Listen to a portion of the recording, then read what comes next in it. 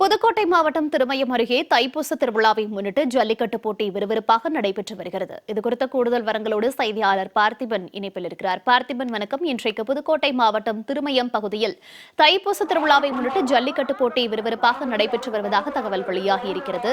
இது தொடர்பான முழு விவரங்கள்.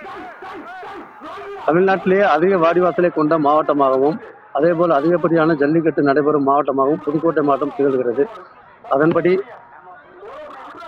திருவிழாவை முன்னிட்டு அதன்படி ஒரு பகுதியாக புதுக்கோட்டை மாவட்டம் குளமங்கலம் மலையக்கோவில் சுப்பிரமணிய சுவாமி தைப்பூச திருவிழாவை முன்னிட்டு இன்றைய தினம் விமர்சையாக நடைபெற்று வருகிறது ஜல்லிக்கட்டு. அப்பகுதியைச் சேர்ந்த நாட்டார்கள் சார்பில் ஜல்லிக்கட்டு போட்டி நடைபெற்று வருகிறது.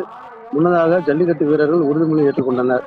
ஜல்லிக்கட்டு வழிகாட்டும் நெறிமுறையின்படி பின்பற்றியும் காளை மற்றும் காளையர்களுக்கு உரிய மருத்துவ பரிசோதனை செய்த பிறகு ஜல்லிக்கட்டு களத்திற்குள் அனுமதிக்கப்படுகிறது. மேலும் இந்த ஜல்லிக்கட்டில் சிவகங்கை, மதுரை, ராமநாதபுரம், தஞ்சாவூர், திருச்சி உள்ளிட்ட தமிழ்நாட்டில் பல்வேறு மாவட்டங்களிலிருந்து அழைத்து வரப்பட்ட 800 காளைகள் வாடிவாசலிருந்து அவிழ்த்து விடப்பட்டு வருகிறது. மேலும் இதில் 300 வீரர்கள் பங்கேற்று தங்களது வீரத்தை வெளிப்படுத்தி வருகின்றனர்.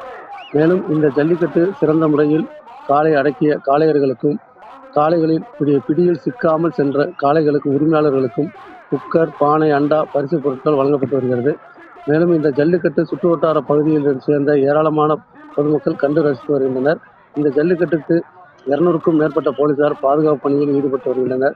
மேலும் தீயணைப்புத்துறை, வருவாய்த்துறை, உள்ளாட்சித்துறை, கால்நடை பராமரிப்புத்துறை, சுகாதாரத்துறை என பல்வேறு துறையினர் கண்காணிப்பில் இந்த ஜல்லிக்கட்டு போட்டியானது கோலாகலமாக நடைபெற்று வருகிறது. திருமயம் அருகே குளமங்கலம் பகுதியில் ஜல்லிக்கட்டு போட்டி விறுவிறுப்பாக நடைபெற்று வருகிறது. தொடர்பான தற்போதைய தகவல்களை வழங்கியமைக்கு நன்றி பார்த்திபன்.